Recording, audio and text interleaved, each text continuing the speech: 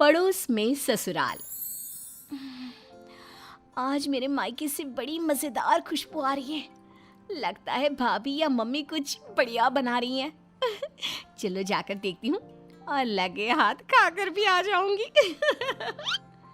मायरा घर से बाहर निकलने ही वाली होती है कि पीछे से उसकी सास आ जाती है। ओ मैडम, कहाँ निकली आपकी सवारी हैं? माँ जी, दरअसल वो ना आज मायके में भाभी को थोड़ा सा पेट दर्द हो गया है।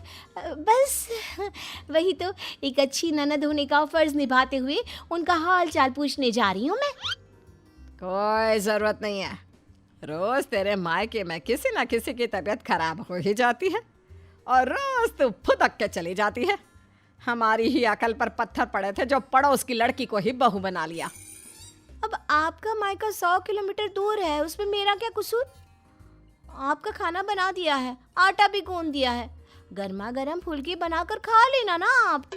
ये है मयूरा, जिसका मायका और ससुराल दोनों भी आस पड़ोस में 2 मिनट की दूरी पर है, जिसका पूरा पूरा फायदा उठाते हुए मयूरा हर दिन मायके के चक्कर लगाती रहती है।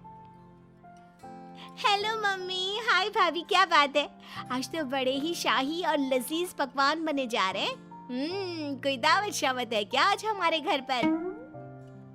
खुशबू आई नहीं कि चली आ गई महारानी चींटियों की तरह सूंघती हुई। अरे बेटा, तेरे भाई का प्रमोशन हो गया है, इसी खुशी में उसके मनपसंद पकवान बना रहे हैं। बस आ जाती तू भी, दामाद जी और समधी समदन जी को भी न्योता दे दे। पर मम्मी जी, हमें थोड़ी ना पता था कि ये सब आएंगे।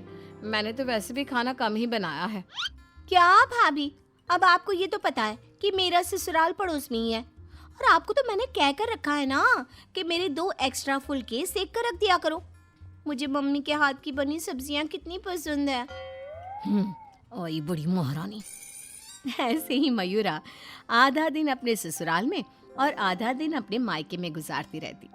एक दिन सुबह नाश्ते के दौरान मयूरा के ससुर धनराज और पति श्लोक, अरे मयूरा, ये क्या? ये पराठा तो आधा कच्चा है और मेरा पराठा तो कुछ ज्यादा ही एक्स्ट्रा पक गया, जो जल गया है। कोयले से भी काला हो गया। ये तो होगा भी क्यों नहीं। ये करम जली सुबह सारा काम ऐसे ही फटाफट गड़बड़ी में जैसे तैसे निपटा कर अपने मायके भाग जाती है। इससे क्या फर्क पड़ता है?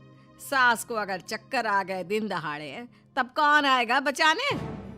ओ कम ऑन माँ जी, चक्कर, और वो भी आपको? दिन भर आप हर आधे घंटे में कुछ न कुछ खाती रहती हो और फिर भी मुझे ताने कस रही हो। Very bad. तो तू कौन सी गुड है, हैं? आई बड़ी। वहाँ मायके के घर में वंदना अपने पति यानी मयूरा के भाई गोपाल से कहती है, गोपाल, तुम ना तुम्हारी प्यारी बहन को समझा कर रखो।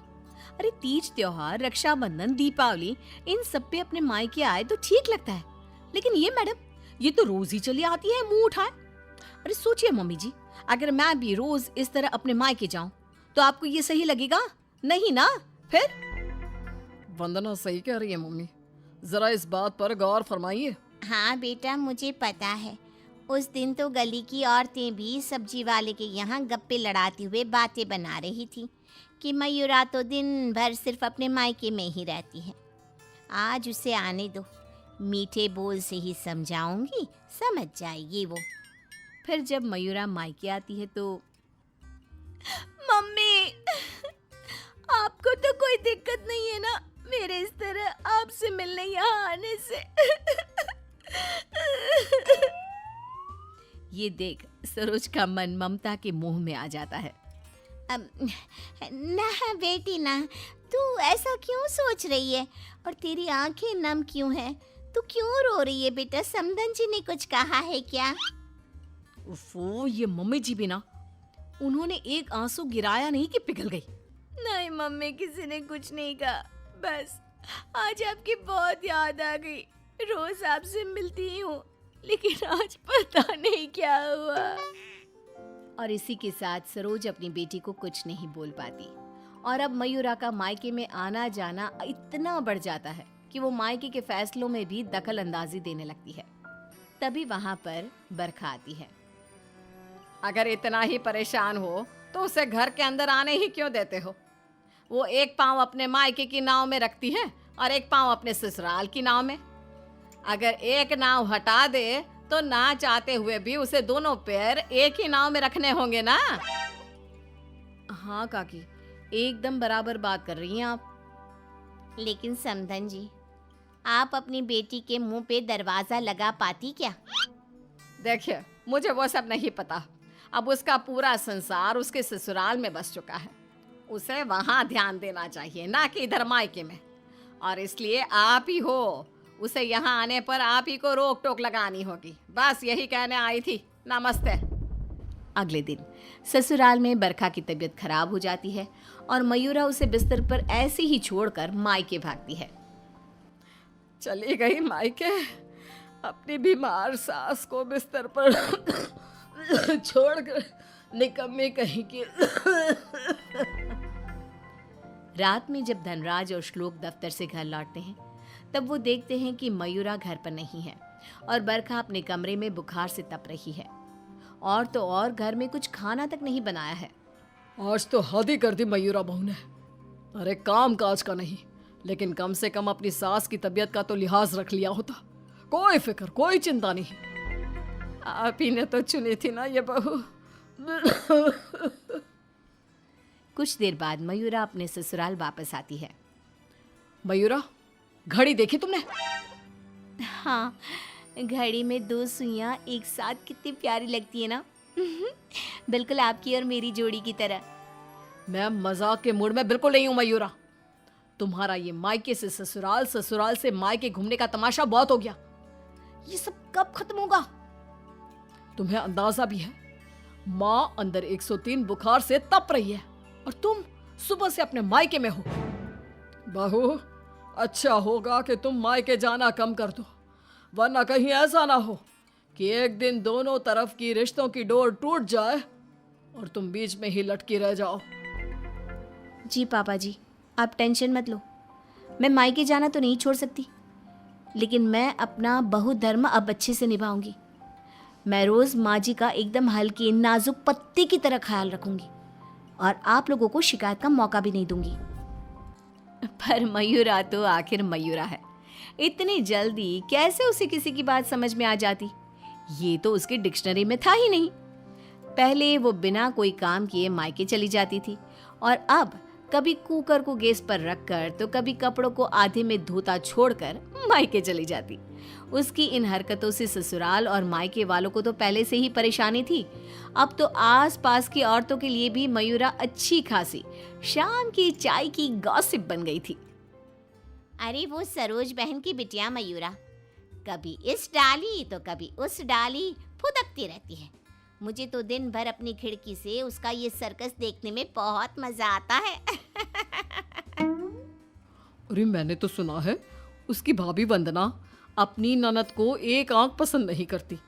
दरअसल मेरी बहू काजल और वंदना ना सहेलियां हैं, इसीलिए पता चला। पर मानना पड़ेगा सरोज को, बहुत अच्छे गुण दिए हैं उसने अपनी बेटी को। तभी वहां से गुजर रही सरोज सभी औरतों की बातों को कान लगाकर सुन लेती है और रुककर उन्हें चिल्लाते हुए कहती है, क्यों रे कलम हुईओ, तुम लोगों को क्या अपनी घर गृहस्थी नहीं है जो रोज शाम को हमारी गृहस्थी की चर्चा लेकर बैठ जाती हो? हैं? बेवकूफ औरतें, पहले खुद के घर में ठीक से देख लो, फिर दूसरे के घरों में झांको। क्यों सल्ला बहन, आपका बेटा तो रोज रात को नशे में धुत लुढ़कता हुआ घर वापस आता है ना, हमने कभी कुछ बोला? और जानकी बहन, आपकी बेटी का इस महीने का 5वां बॉयफ्रेंड उसे रोज गली के कोने पर छोड़ने आता है, लेकिन हमने तो कोई बात नहीं बनाई। इतना बोलकर सरोज वहां से चली जाती है, लेकिन अब पानी सर के ऊपर जा चुका था और थक हार कर परेशान होकर दोनों परिवार वाले आपस में एक साथ मिलकर मयूरा के बारे में बात करते हैं। श्लोक, हमने बहुत बार कोशिश की कि हम मयूरा को रोके मायके आने से, लेकिन वो इतनी ढीठ है कि हमारी बातों को कान के पीछे ही डाले जा रही है। अब पता नहीं वो ये सब जानबूझकर कर रही है या फिर सच में। समधन जी, समधी जी, अब जो भी हल निकालना है आप ही निकाल सकते हैं। दामाद जी कुछ तो कीजिए। कुछ तो आपको करना चाहिए था सरोज जी। अरे बरखा, जैसे हम बहू को रस्सी से बांध कर नहीं रख सकते, वैसे ही एक माँ होने के नाते सरोज जी भी मयूरा को मायके में प्रवेश करने से नहीं रोक सकती। अरे उसने पूरा बचपन बिताया है वहां पर। लेकिन अब नहीं, अब तो इस सब का एक ही रास्ता है। जो काम मैंने 1 साल पहले नहीं किया था वो मैं अब करूंगा। ऐसा क्या कर लेगा तू बेटा? मुझे कंपनी की तरफ से चिरौलीपुरा में ट्रांसफर लेटर दिया गया था, वो भी दुगनी सैलरी के बेसिस पर। लेकिन 1 साल पहले आई इस ऑफर को मैंने मयूरा की खुशियों के लिए ठुकरा दिया था, क्योंकि अगर हम यहाँ से कहीं और जाकर शिफ्ट हो गए तो वो अपने मायके को मिस करेगी। तभी शादी भी नहीं थी, और अब ऐसा कुछ भी नहीं है। तो तुम ये कहना चाह रहे हो कि तुम सब यानी मयूरा के ससुराल वाले अब उसके मायके से दूर चले जाएंगे? जी हाँ, मैं इस ऑफर को अभी भी एक्सेप्ट कर सकता हूँ और फिर हम सब यहाँ से चले जाएंगे। अब हम और कर भी क्या सकते हैं? अगर मयूरा को अपने मायके जाने से रोकना है तो बेहतर यही होगा कि उसके पड़ोस के ससुराल को दूर ले जाए और उसके ससुराल वाले ही अलग जाकर रहे, जिससे वो रोज अपने मायके नहीं जा पाएगी।